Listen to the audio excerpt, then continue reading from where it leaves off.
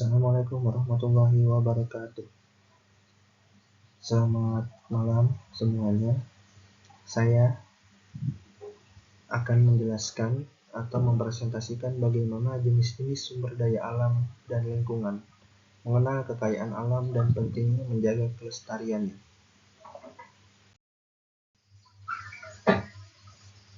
Disusun oleh saya sendiri, yaitu Fari Indarto dengan NPM 2022-15500023.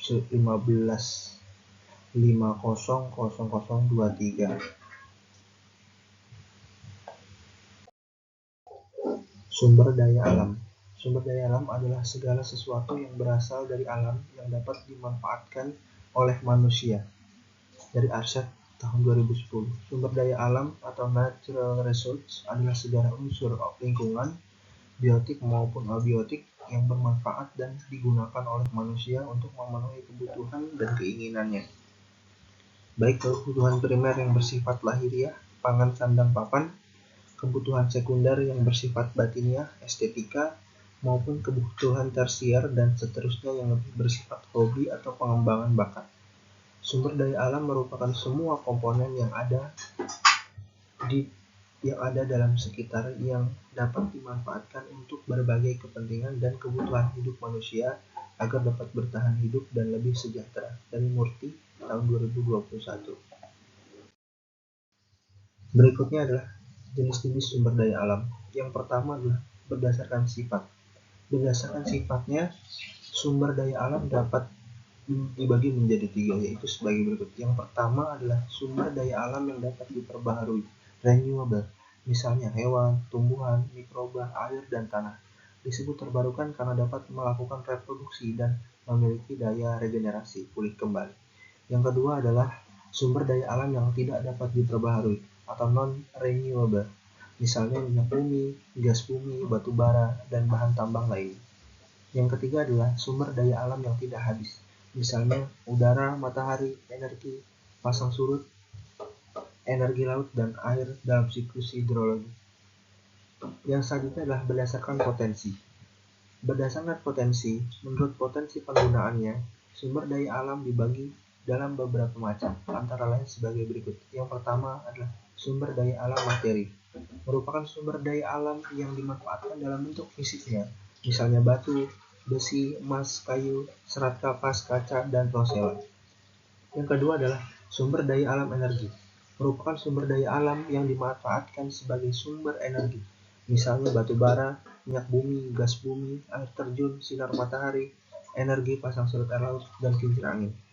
Yang ketiga adalah sumber daya alam ruang, merupakan sumber daya alam yang berupa ruang atau tempat hidup, misalnya area, tanah, daratan, dan angkasa.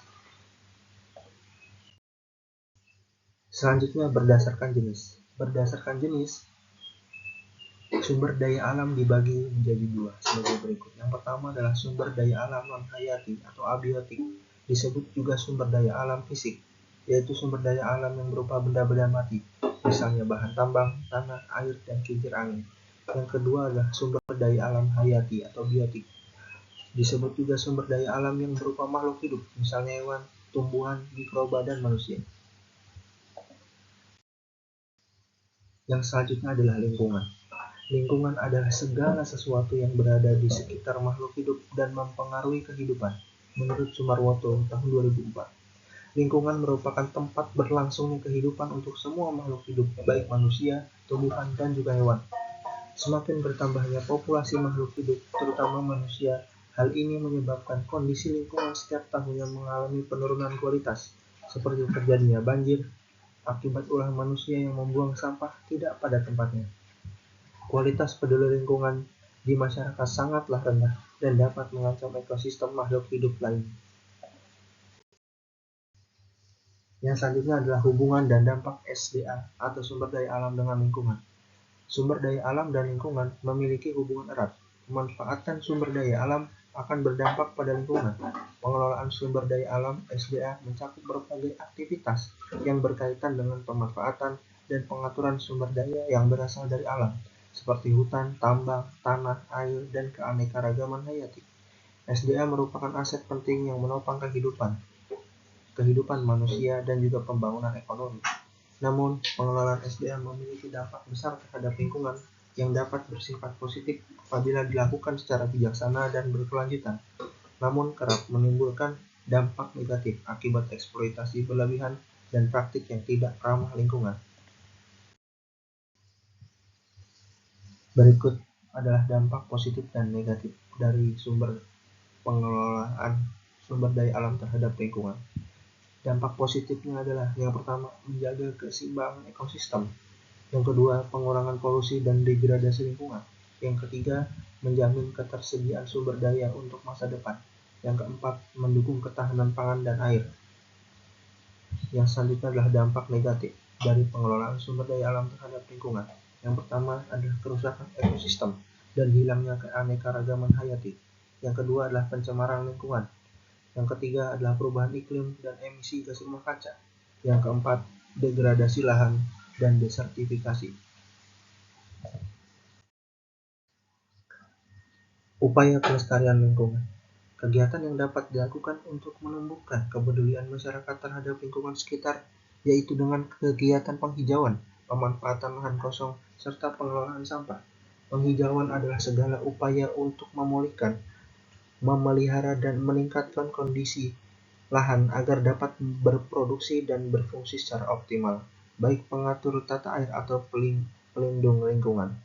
Selain upaya penghijauan, upaya yang dapat dilakukan untuk mengurangi kerusakan lingkungan adalah dengan melakukan pengelolaan sampah. Pengelolaan sampah merupakan salah satu kebiasaan yang dapat dilakukan untuk menanamkan sikap peduli terhadap lingkungan, yaitu dengan mengajak masyarakat untuk mengelola sampah berbasis 3R, reduce, reuse, and recycle.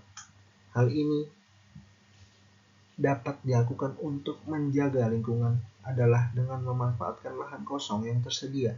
Pemanfaatan lahan kosong tersebut dapat dialihkan menjadi ruang terbuka hijau atau RTH. Kota atau kelurahan yang masih memiliki ruang terbuka yang cukup dapat dikelola dan dimanfaatkan menjadi taman untuk meningkatkan penghijauan kota.